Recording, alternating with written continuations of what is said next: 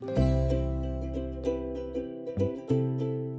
to the Freewoman podcast, a space for all women who are ready to break free of the inauthentic life. Hello, welcome to our podcast. Welcome, Freewoman. So good to see you. Energetically. To have you amongst us, listening to our voices. Thank you for hitting play. Yeah, it's really better when someone is listening. Yeah. I mean, we'd probably do it anyway because we just love talking. Yeah. But it's so nice to have you here. We have no problem talking at all. It's true. It seems to be one of our strengths. It's one of the things I love about us. We can stay up for hours talking and then look at the time and we're like, oh, I need to go to bed. It's been an interesting week because we're getting close to the holidays. And so there's been kind of like the normal chaos of having kids combined with the holiday chaos of getting ready. Well, and the weather shifted too. We had a lot of snowstorms last week and it got colder. That's true. And I had to drive in that a lot and it was not fun. It was not. And I am not one of those people who likes to buy Christmas presents way ahead of time. It's funny because I've talked to a few people who are like, oh yeah, I'm all done shopping. And I'm just like, I just don't work that way. I don't know. Maybe it's an overthinking thing on my part, but I feel like if I buy presents too ahead of time, they end up not being a good fit for the person. Yeah, sometimes I've done that before. I've actually bought gifts early, like for my kids, and then it gets close to the holidays and I find out or realize that they actually want something completely different. Yeah. And then, or sometimes I end up getting so much because I started shopping early and then I'm like, oh, maybe just one more thing. And then they have way too many gifts. And then it's way too many gifts. Yeah. It feels like I can't flow properly if I do it too far ahead of time. But well, I don't want to be thinking about Christmas in August, that's the other September, thing too. October. I just don't. I don't. Like, let me enjoy Halloween. I want the fall. Let me enjoy each season in its own right. Like, why do we have to be thinking 6 months ahead of time? What has our world come to? I know. That we have to plan that far out for all of these little details and parties and gifts and just, it just feels like a lot. Just revolves around Christmas. Does it revolve around Christmas or does it revolve around commercialism? Commercialism. Well, Christmas has become that. So, it's just become that. It does. It shopping, feels spending money. Just like it's all about the gifts and and it's kind of like fed on itself where it's gotten bigger and bigger and bigger. 100 years ago, people were like, I knitted you a dish towel. I have an orange. Having an orange in the winter I made was a pretty you big socks. deal. Yeah, and now it's just like I bought you a cow. A cow. A cow would be nice. I mean, it depends on where you live. Maybe you're becoming a homesteader. Have you seen meat prices lately? Like, I would take a half a cow. I mean, that sounds like a really nice gift. I'm like, oh wow, thank you. Did you give me a freezer too? Because I'm gonna need a freezer for all that meat. Yeah, I don't have a place to keep it, so it's gonna have to be maybe a shed outside, not a live version of a cow. Bessie's not going to do too well. She gets gifted to us. No, she's not. Like, oh, thanks for the meat. But yeah, it's like cars and elaborate vacations and $10,000 jewelry. And it's like people go into debt and then they end up having to spend the next 6 months of the next year paying off Christmas. And then it's just in time to start planning for Christmas again. Well, this is why I've become a little bitter. Actually, I just noticed I'm wearing green, which is, we've been joking about how I'm the Grinch. My heart is like got some blackness and bitterness around Christmas. But, I'm working through that and figuring it out. But a lot of it has to do with the commercialism and just how pushed we feel with the holidays. Like Christmas starts in August sometimes and maybe not stores, but I have worked at a retail store once where they started putting Christmas out, I think in like September, but there was such a huge uproar from the people coming in and shopping, so they were not allowed to do that again. But still, I'm just like, I've seen that happen. I feel like they do that still. Yeah, they do. Well, they've like slowly been doing it through the years, like pushing it. What are their limits? Letting people get used to it. Now, yeah. Christmas year round. Okay. Yeah. Yeah. And it almost detracts from enjoying the holiday when it starts too early and it's too much Yeah. and then you're paying, like I said, the debt off for the next 6 months. It takes away from really being able to just enjoy it. It's like too much of a good thing, right? Yeah, it kind of takes away from the magic. What I love about this time of year, I do like when it starts to snow, because at nighttime it feels really bright. Still, it's really beautiful. It doesn't feel like it's dark outside. I really like the short days. I feel like I get some good sleep most of the time if I don't have animals or children interrupting me in the middle of the night. Okay, but none of those things are Christmas things. Those are just winter things. Well, I'm just talking so you about like this. winter. I like winter. I do. Well, maybe the winter is what helps me start to feel more festive when Christmas comes. I like the combo. Yeah. Well, it's interesting to think about because there's this idea of the true meaning of Christmas and the actual like roots of Christmas and keeping Christ in Christmas. But Christmas is actually just this mix mash. It is. Yeah. Mismash. Bleh. Yeah, bleh. It's this combination. It's this like blend of so many different things from, Germanic paganism and early Irish traditions and Northern European traditions. And then there's a lot of Americana in it and a lot of like that 1950s American culture that came into it as well. Yeah, I was listening to something about, and I'm not going to get this all correct because it was like background noise as I was listening to it, but it was about the Great Depression and how we have a lot of our holiday traditions now because of the era of the Great Depression, and they were trying to bring in like festivities. They're like, people and need joy. something to keep them going. Yeah, people needed something. A lot of the songs that we listen to now came out of that time point. Well, even so many of our classic Christmas songs came out of the 50s. It did. And the 40s too. And so it's funny to say like traditional Christmas or the true meaning of Christmas when it's like, actually, this is just stuff our grandparents decided they liked. And so we're still doing it. Yeah. But it's changing and it's evolving because that's what happens with holidays. That's what happens with traditions. Elf on the Shelf, that's been around, 15 years? I think so, but it's kind of a standard one now. It is. And it makes me wonder what will change and happen in the next 20 years. And people will be talking about the true meaning of Christmas then too. Yeah, probably. The meaning is whatever we bring to it, guys. I hope that maybe in the future we have less consumerism. Yeah, well, that might happen just because of poverty. Yeah. We might go back to knitting socks for each other. Getting an orange is a real treat. Yeah, the chocolate covered orange. Well, maybe chocolate's asking for too much. We're too much. We're just talking like a real orange that was shipped somewhere if you live in the north. Honestly, sometimes even now that's a treat because the oranges at the grocery store are dried out sad things. I'm like, gosh, could I just have one that's actually juicy? Just right from the tree. You open it up and it just like explodes joy.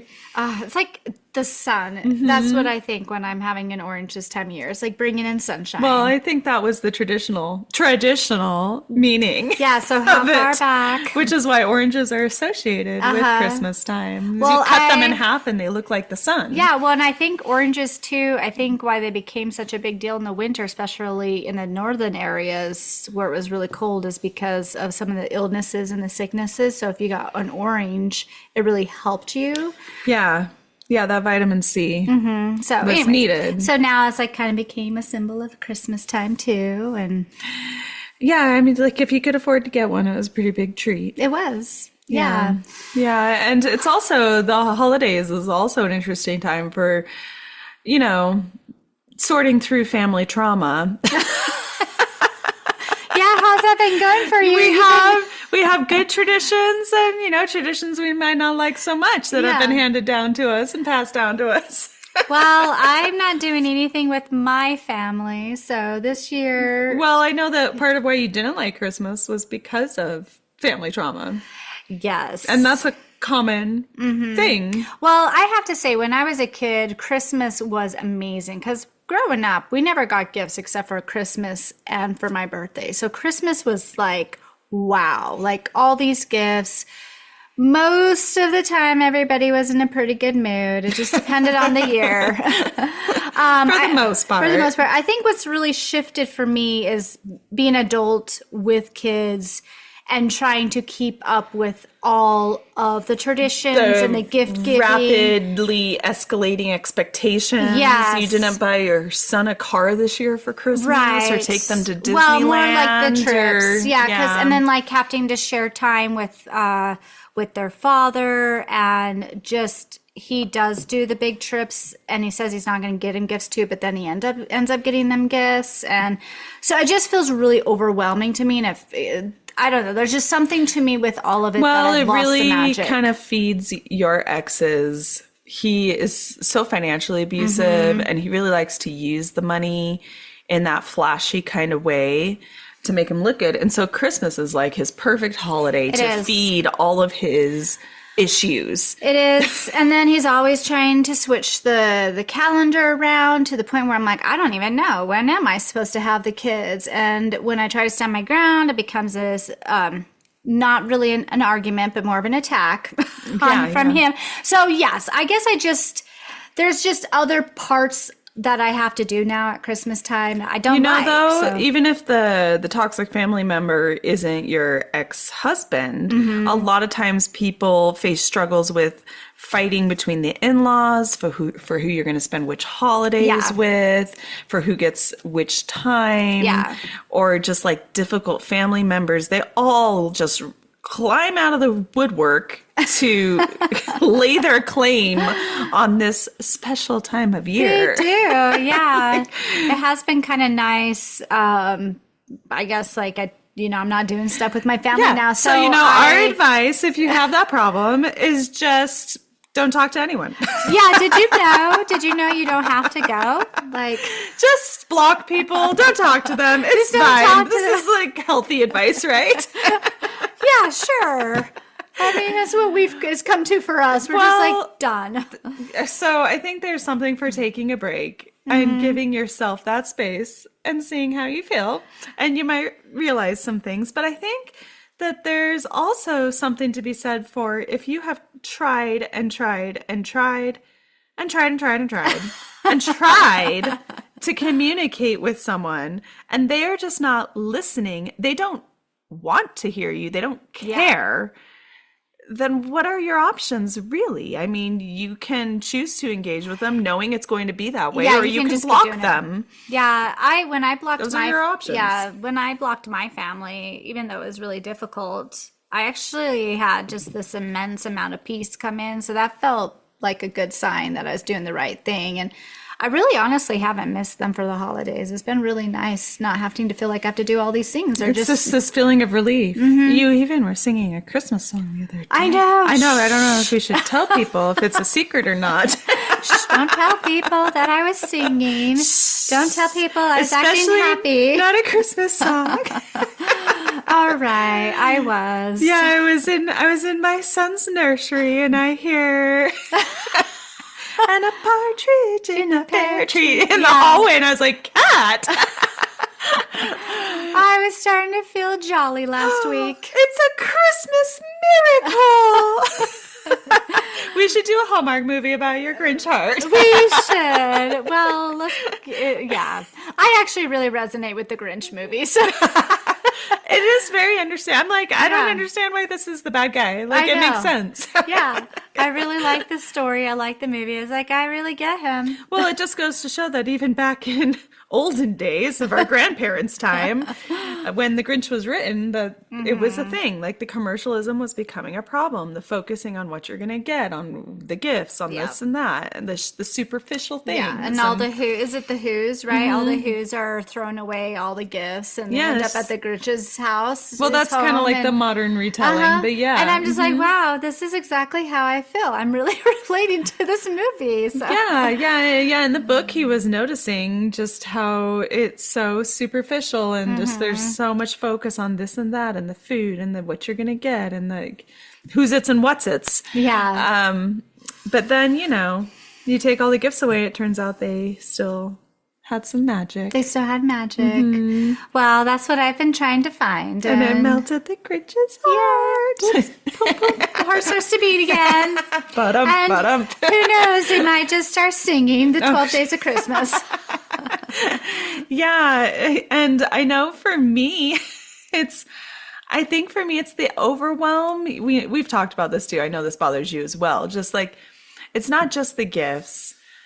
It's the expectations of you need to make the homemade goodies and you need to do the Christmas cards and you need to decorate your house like it's something out of a magazine and you need to put up the lights and you need to just all the things. Do this and that and this and that and this and that. And the majority of it falls to you as the mother. It does. You know, if you're like the quote homemaker, Christmas is the most stressful time of year. Well, you're already doing all your other stuff and then all the holiday stuff. Yeah, you still have to do all like the normal housework and cooking and cleaning. Yeah, it's really overwhelming. Running kids around. And then, kids also have Christmas concerts and they have there's to go shopping themselves. Yeah, there's so many white elephant gifts too for my kids. I'm like, what are all these like gifts for? All these like different programs. And with how out of hand like the gift giving has gotten, you're expected to give thoughtful gifts to everyone from your mailman to your great Aunt Tilda. And it's just feels overwhelming. Like, I really do enjoy getting people gifts, but I like when it flows, when I'm just out and about and I see something and I'm like, oh my gosh, that's perfect. Yeah. And you're excited to give it to them versus I have to get you something. So I don't know.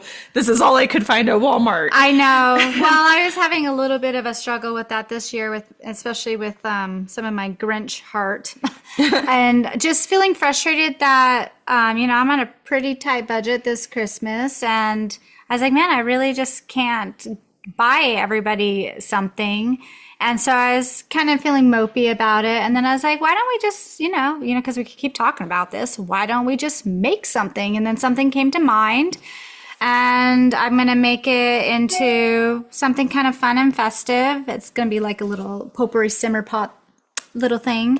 And I was starting to feel excited. I was like, oh, I can give this to people that I care about. And I'm going to make it and I'm going to make a little chant, a little prayer with it as you make it. And I was like, okay, maybe I'm starting to feel a little festive. Maybe I'm feeling a little excited, but that's how I want to feel when I want to give gifts to people. I want to feel excited about it. Like, not that I just found something cheesy and inexpensive at a store and they'll probably dump it in Grinch's trash can and not ever use it. Yeah. And then it just contributes to all of the waste and all the waste, debt that's piling up everywhere for everyone. Yeah. I know one of the times I feel the most Grinchy is I do a Christmas card exchange with my family, and I have a lot of very Christian and also very LDS Mormon family members, and they use my little Christmas card exchange as an opening to send me letters about how much they believe in Jesus and how much better their life is. Bearing their testimony. Yeah, just bearing their testimony. Well, I don't know if that's a Mormon term, but yes. It is. It is a Mormon term, but I think it's... Well, some of my relatives are born agains and stuff like that, too. Oh, are they? Yeah, okay. They're not just Mormon, unfortunately, it's all just... Anyway, and so that is frustrating to me because I'm like, well, I don't feel comfortable sending out letters to my loved ones being like, my life is so much better since I left the Mormon church. Yeah. Look, and then it's so fake too. The Christmas letters are just full of like, here's all of our accomplishments and successes for the year. And I'm like, well, what's the point of this? It's supposed to be like a heartfelt letter, like an update on your family, whether it's you're getting divorced and someone died or you got the job promotion, but it just feels like they only share the highlight reel, right? Like the bragging, the humble bragging. Yeah, it reminds me of like social media. Yeah, it's the social media. It's the humble bragging and it's the perfect pictures. And I just get them and I just feel this like Grinchiness come out of me. And I might throw them in the trash. Which is a very Grinchy thing to do if someone sent you a Christmas card. Oh my gosh. Yeah, well, that's okay. Like, I'm glad to know that there's something that makes you feel this way and I'm not alone. Yeah, so aside from all the stress, which is a lot, the Christmas cards, oh my gosh. And some of them are just so pretentious. Well, the thing I noticed when you've been getting all your cards in the mail, and I was thinking about this yesterday, and I was like, well, we're probably not getting any cards from anybody. And I mean, you're damned if you do, you're damned if you don't. the year before, I think maybe I got one. But yeah, I am not even getting any cards anymore. I can give you a card. I would love that. I'll mail it to bedroom number 1 downstairs. Oh, thank you. I actually, one of your cards is one of the few I used to get, and I always loved getting it in the mail. Because actually, cards are my favorite gift. I've always said that. That's why I like doing them, because it feels still thoughtful. Yeah. And I write the letter, and that's a handmade thing. Yeah. And the pictures, and it's not super cheap. I think I spend like $3 to $5 a card. Yeah. And so it does feel like a gift that I'm sending to people. I think because of the expense, though, and because of social media, people don't send cards very often. That's why I was like, well, we're cutting these people out of the Christmas card list, and so we might not be getting very many cards anymore. Yeah. There's not a lot of people sending them. I know that has changed a lot too. It's crazy cards I can't believe how much cards cost. Well, it's not just the cards. I also do like a printed letter on nice paper, and then I have to buy a stamp, and it's just all together it adds up. But I don't know. It's like a thing that I think is sweet and thoughtful, and a way to still feel like we're humans connecting with each other than just like robots. Yeah. But yeah, I was going through my addresses this year. I was like, let's really clean it out, clean it up. House. And I was like, well, we just don't have a lot of people anymore. Because I'm tired of the shallow, superficial connections. And, the list might even get smaller next year, because there were a few that I was really on the fence about. And I was like, well, we'll just give it another year and see. I guess it'll just be a little less work next year if there's going to be a smaller list.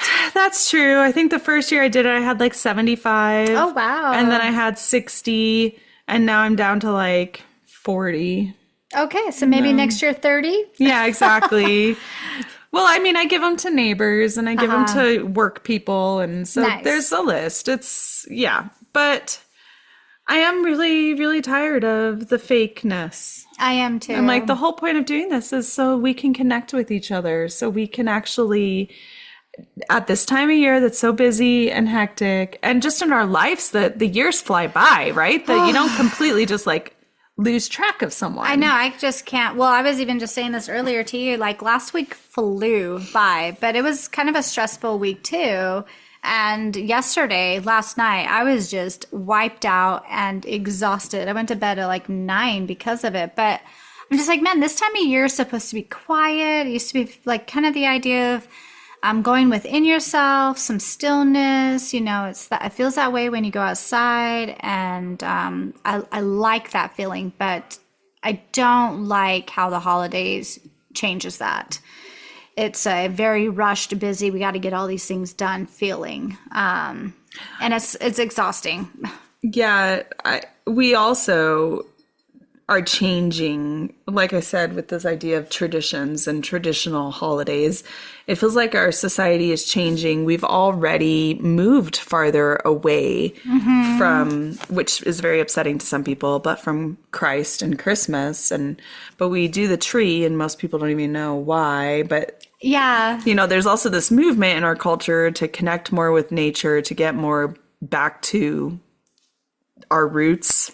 As human beings. And so I am really curious to see what happens with Christmas, with holidays, where we're becoming less religious as a society, but people are still looking for something. I think they're looking for connection. I was going to say they're looking for connection, and they are looking for a spirituality. I think they're trying to find, like you said, like a root, something different. Isn't spirituality just connection? I think so. It's connecting. Yeah. It's connecting with being alive. It's connecting with purpose. It's Connecting to yourself, to your yourself, inner self. to people, to be able to connect with other people, with the world, the natural world, just all of it, to just feel something. Yeah. So if we had a holiday like that, I would love it, where we would just tap back into that connection instead of the chaos of the commercialism. I think for me, it would help to bring back the magic. Well, I think a lot of people have been complaining about the disconnect.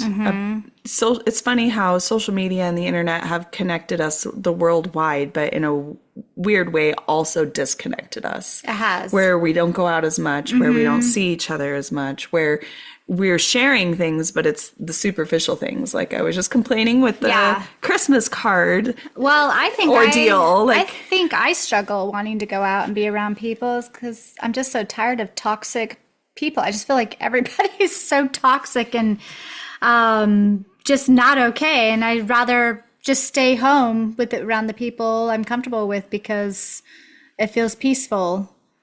Yeah, but a lot of people live alone or they don't really even have safe people in their home. It's true. Well, yeah. But maybe for those people, the internet is a really valuable tool. It is hard to go out and just connect. We don't have community the way they used to in olden days, as in our grandparents' times, where everyone belonged to clubs and community organizations and churches. And, you know, they had their like activities centered around that. Yeah, my grandparents used to, they had like a whole square dancing group. Oh, yeah. They loved dancing. They went everywhere to go dance. And there's nothing like that now. I was like, I would go square dance. Well, I know we've struggled with this because we try to get things started in our community at different points. And I know other people have struggled with this too. People don't show up. They don't leave their houses, like you were just saying. They don't go out to connect anymore. And I'm on the shelf with like, I think there are pros and cons, like you said. I'm like, I don't know. Well, there is a part of me that wants to go out and connect, but maybe it's just because of all the stuff I've been through the last couple of years. I have a really hard time trusting anybody right now. And anybody I'm around, I'm like, are you safe? What are your red flags? And then it ends up becoming kind of an exhausting experience for me because I'm slightly overwhelmed and uncomfortable, where I'm like, well, I'll so just maybe stay home. as a society, we're going on this like awakening journey that you've just been on the past few years, where, you know, in our grandparents' generation, people were a lot more able to do the superficial thing. They weren't really introspecting at that super deep level. Yeah. But our generation is doing a lot more of that introspecting. And so we're almost going into hermit mode. It feels that way. There's definitely some toxicity around that too that can happen. But it's like we're not satisfied with the superficial, shallow relationships anymore. Yeah, I want real people. That. Let's have a real conversation. Like maybe show a little bit of yourself to me when we talk. But the problem is, in order to have connection, when you're not satisfied with superficial anymore, is it takes work and it takes time. It does. And it's like a whole journey in itself to go on that connection experience with someone else and have it be deep and meaningful. I mean, yeah, I guess it requires me to go out there and work at it a little bit and start meeting people. And that just sounds exhausting. Thank you. Okay. That's what I was trying to say. It is. It's exhausting. I was just comparing. I'm like, why has this shifted for our generation? And I think it's because we are introspecting more and doing more of that like internal work. Definitely. I mean, look at all the words that we use now that we didn't use in our generation or when we were younger. Oh yeah, just even in the last 20 years, how much things have shifted. Well, because with that self-awareness, mental health. Well, look at us. We're worn out. We're stressed out. We're exhausted. There's that too. Yeah, people are overworked. Yeah, and who has time to go and do fun things? You know, like square dancing clubs, when you've just worked a 70-hour work week. Yeah, it's and exhausting. You're still not making ends meet. And so, yeah, that also, I think, is a huge contributor. You know, our grandparents, the cost of living was so much better. Yes. They had time for a 40-hour work week and not feeling overwhelmed and doing overtime To and to be enjoy able life, to travel. to sit Yeah. around. Like my grandparents had groups of people that they'd play pinochle with, and they'd play for hours. Yeah, who's got time for that now? Who has the energy for Well, that? even when you're not at work, you're at home trying to come up with like, how can you earn money on your computer or through remote work or selling stuff on so eBay you can afford or Christmas on Facebook Marketplace. Yeah. And so that's a huge part of it as well, I think. See, so this is why my heart is black and dark during Christmas. These are all the things that really bother me and get me like, Well, it's almost like we're still trying to pretend like they did in the 1950s, but so much has changed. It has. And we just don't have that same lifestyle anymore, and the holiday needs to change as well. It does need to change. We need to shift things. That's why I am, not doing stuff with my family more, and I am making my gifts for Christmas for everybody. The Grinch needs to come in, and he needs to fix this stuff. He does. Sorry if I just burst everybody's Christmas bubble. Maybe we just Grinched up this episode too much. I know. Sorry. Wah, wah. Okay, let's talk about some Christmas good stuff. is dead.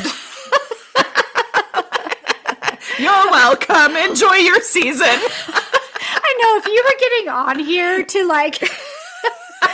oh, this is going to be a fun Christmas episode. And then we're just on here dumping about our disappointments and drama of Christmas. Oh, by the way, Santa's not real either. Yeah, sorry if we broke that one for you. I do think it's really interesting looking into the actual history of Christmas and to what the different things actually mean, like the Christmas tree and why evergreens were celebrated in Northern Europe during the coldest time of year. I mean, it's not rocket science, guys. Yeah. It's obvious. And how they would bring all the greenery in. Well, in red, green, and white, gold, or gold. Yeah. Red, green, and gold were considered fertility colors. Gold is obviously like wealth, right? Yeah. But red is blood. It's lifeblood, life-giving. And green is earth. It's when something's alive and it's not dead, right? So abundance, fertility. And so learning these different true meanings, ironically, has helped me enjoy parts of Christmas more. Same. It's really helped me just going back pre-Christian and seeing how old a lot of these traditions are. And there we go. We're being a little more positive now, yeah, right? A little more upbeat, guys. Yay!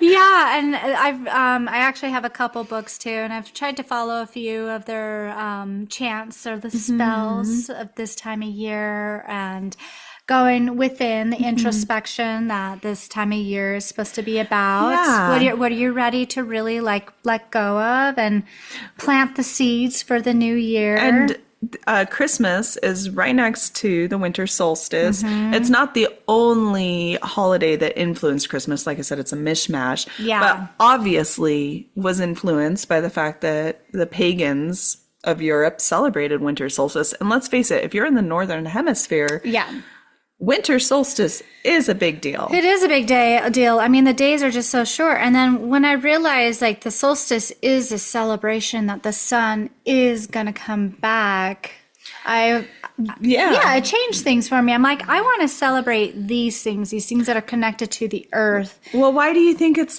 about lights? Because we're in darkness. You know, the Yule log and lighting it, the tree with the lights. Yeah.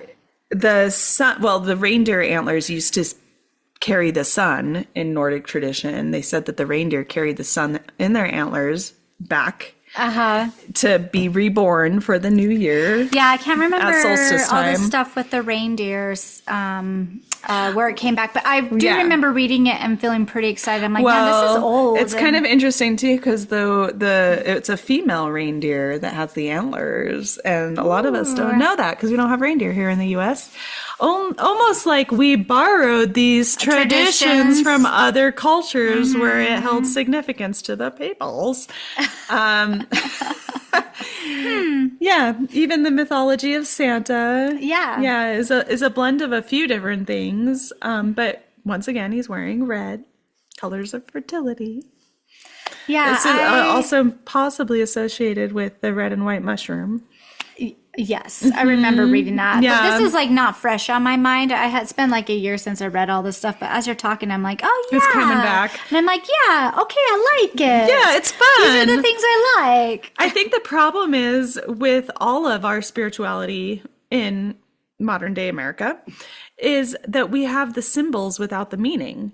Yeah. We have these stories without their roots, without they were created for people in a time when it held meaning.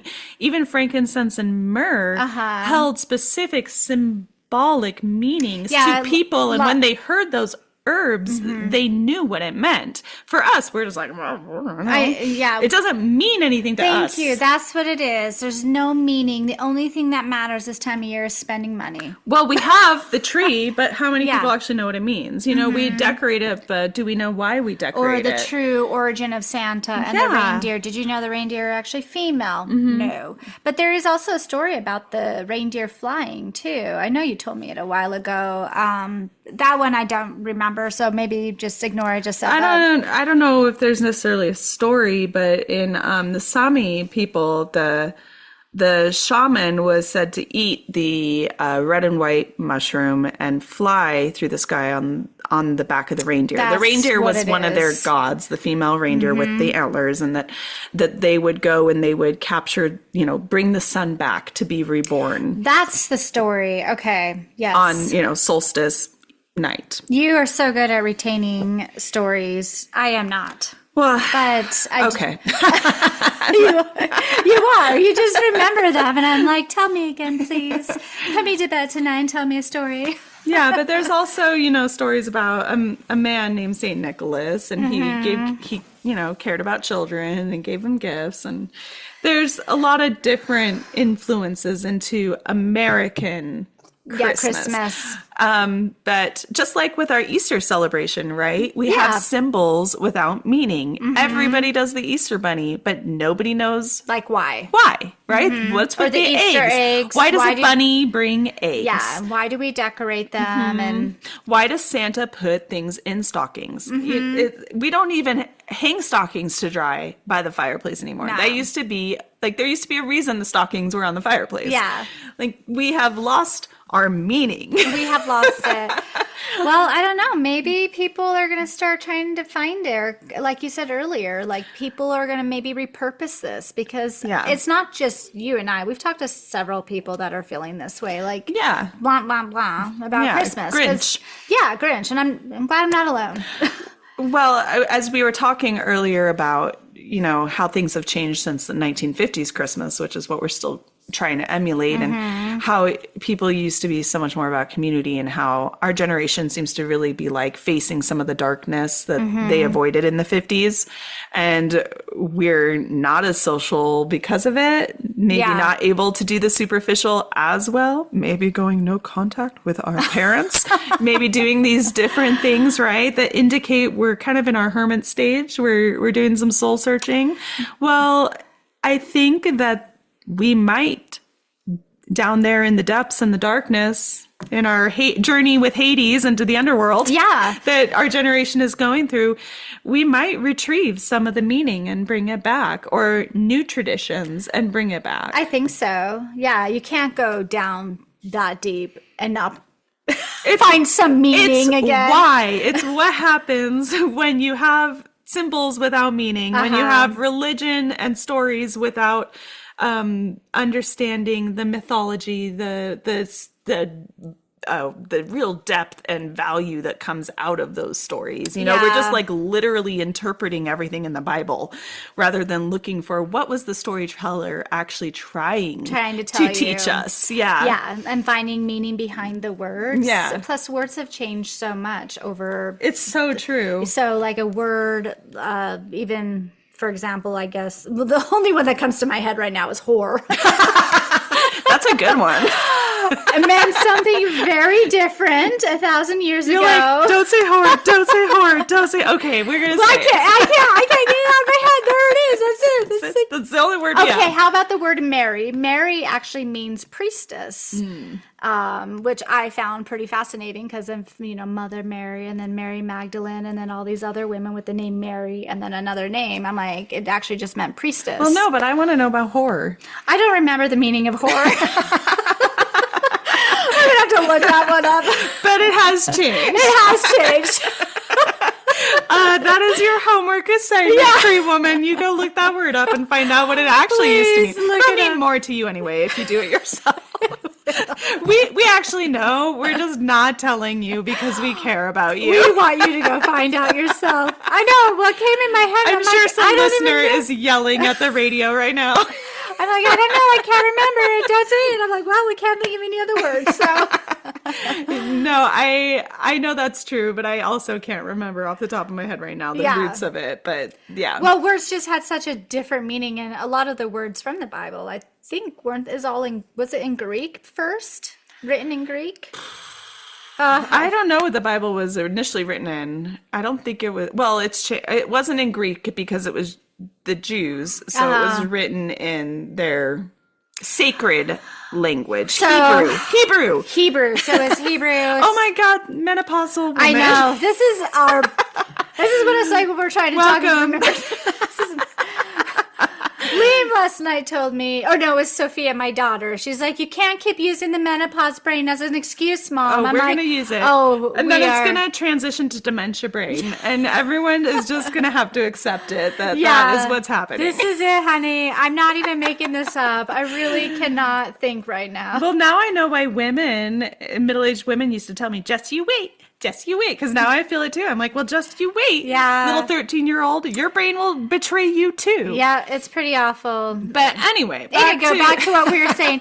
Well, what I'm trying to get to is like the translation, I think, was difficult to find the words of. Was it? Or did they just manipulate things? Probably both. Mm-hmm. Oh, yeah, definitely. I mean, it's pretty well known that the Bible is one of the most heavily edited books. But look at it is. It's gone through so many changes. Well, look at how different people use this. Like, I was watching Romeo and Juliet with my daughter's weekend, and the words they use. Like, it was almost watching a foreign movie or like just a foreign how language. Much language has changed. Yeah, so like words time. have just changed so much. So I just feel like we have lost so much. Even just 1800s English, right? Just reading receipts and journal entries from the 1800s, from the Civil War time period. It's like, well, that's almost a different language. It is almost a different language. I don't know. Why did we start talking about language? Well, we were talking about how we have all of these traditions, all of these symbols in our culture, but not just in our culture, in our spirituality. I mean, it's all mixed together. They go together. Traditions, rituals, symbols. It's all part of our spirituality. But we have lost the meaning of them. We have the words, but we don't have the meaning. The meaning. I feel like nothing has depth now. Nothing has meaning anymore. It's all just like that superficial for show. You do the tree because that's what you do. People don't really think about it too much. This is what it feels like to me. It just feels like these top business people, end of Christmas, and then they're talking, how can we make the money for next year's Christmas? What's the next big thing we can create and sell to people to buy? Like shows, music, late stage merchandise. Capitalism. Yeah. We have, because of our capitalistic society, we have naturally moved in this direction of worshiping money and the acquisition of money and the appearance of money. And so our traditions, our symbols are centered around that. It's centered around the appearance of money, of being successful, of having status, rather than having true meaning, which is why we're all so miserable. You're welcome. Thank you. Oh, I just love the way you say things. So, bravo. Yeah, so if you're feeling this way, you are not alone. It's actually not your fault. You are a victim. Yeah, it is not your fault. Maybe you're on the verge of, of growth, of changing things, of finding some depth and meaning in this holiday. And this time of year. You're just being asked to allow some depth in. Rituals often involved a sacrifice. A sacrifice symbolized allowing something to leave so that you can get the something that you are wanting. Oh, well, I have done a lot of that, and I am waiting for the wanting to come. This part of spirituality has been lost because we are in a capitalistic society where we consume. And you kind of just go get what you want. Hoard. And so the idea of releasing, the idea of sacrificing, the idea of allowing a death and letting go of something you have obtained has been lost. But if you're feeling stuck, that's probably what you're needing. Yeah, what are you ready to let go of? You are needing a sacrifice. There's this beautiful red everywhere right now to remind you. Blood. Just let the blood flow. Oh, yeah. Well, blood sacrifices are not really a thing anymore, so maybe why? It was a symbol anyway. Yeah, it was just symbolism. Unless that native tribe was sick or that society was sick, the blood sacrifice was meant to symbolize a sacrifice. Letting go of something to allow something Allowing to come in. What it is that you want to energy to come in, right? Oh, well, I'm ready to let go of a few things this year. And hopefully... Well, sometimes I'm like, are we letting go of too much? Because I just am so tired of it all. I'm like, and not this too, and that too, and this too. I reject everything. I'm like, whoa, our address book our Christmas card list this is kind of sad. Should I feel bad about myself in this society where we accumulate friends and having more friends makes you look and feel better about successful. Yourself? Maybe we need to sacrifice a few. Maybe. I mean, don't kill your friends, but you know what I mean. No, just walk away. Symbolism. Walk away. Let them go. If it makes you feel weighed down or heavy, you don't have to be around it or them. And then just call in your Grinch.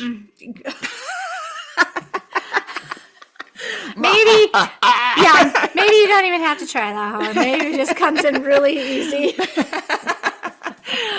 Well, the purpose of deities and stories and myths, like they did in the olden times in tradition, was to call in those energies to help you in your life. So maybe, make a little altar to the Grinch. Yeah. And be like, what do we need to Grinchify this year? The old year is gone. The old sun, the old harvest, it's all over. What are we ready to let go of to bring in this new abundant year? Yeah. Where have you been trying to tuck your green fur underneath some kind of pretty Christmas outfit? And maybe you just need to let that pot belly hang out and just say no.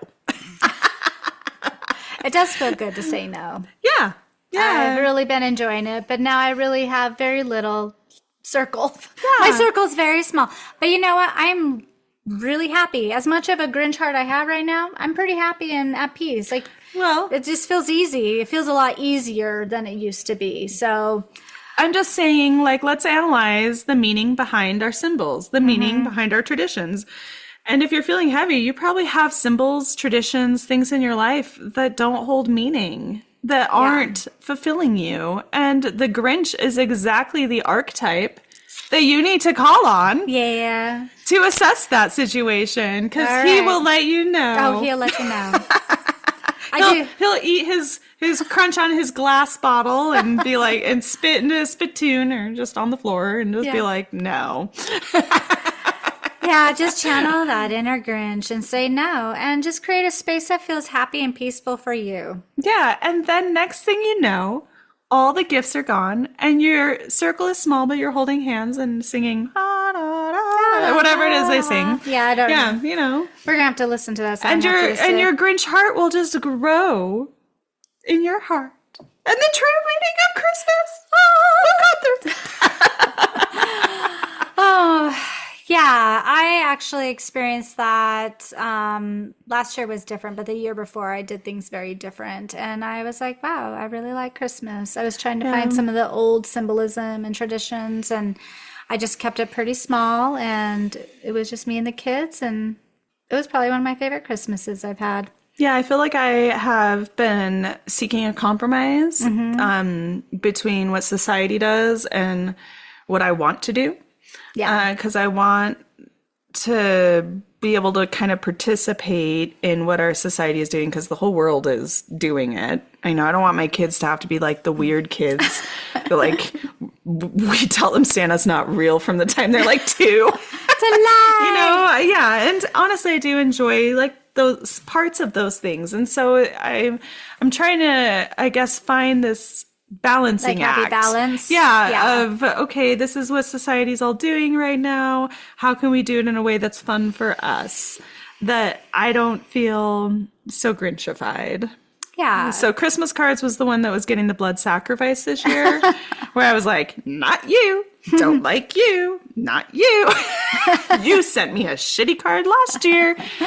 You're off the list. So yeah, there was a lot on the chopping block this year there, and a lot of blood was shed. Good.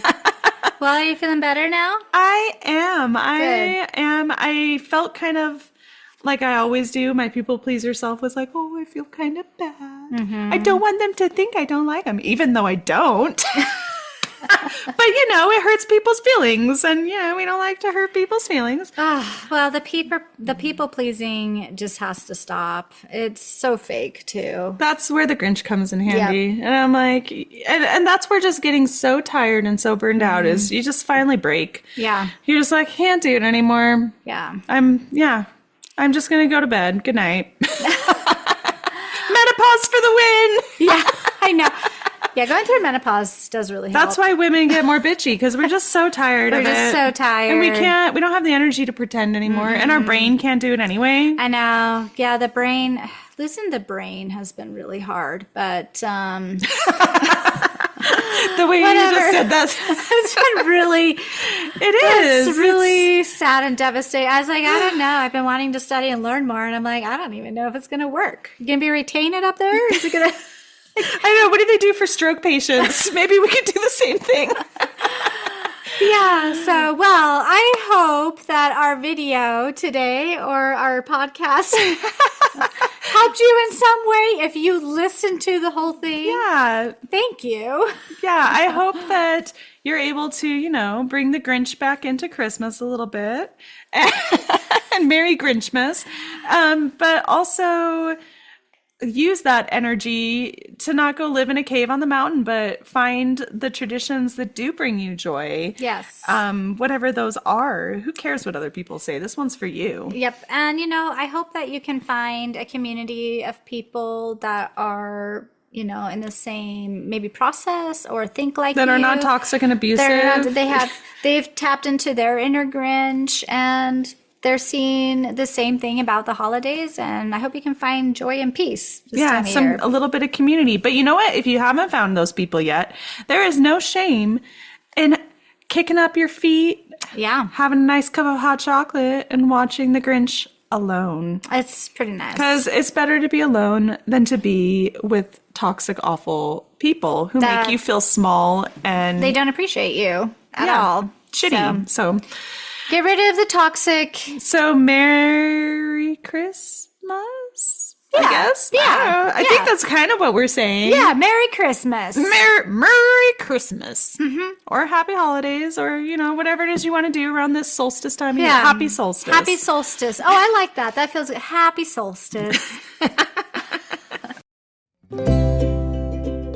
Remember to like and subscribe.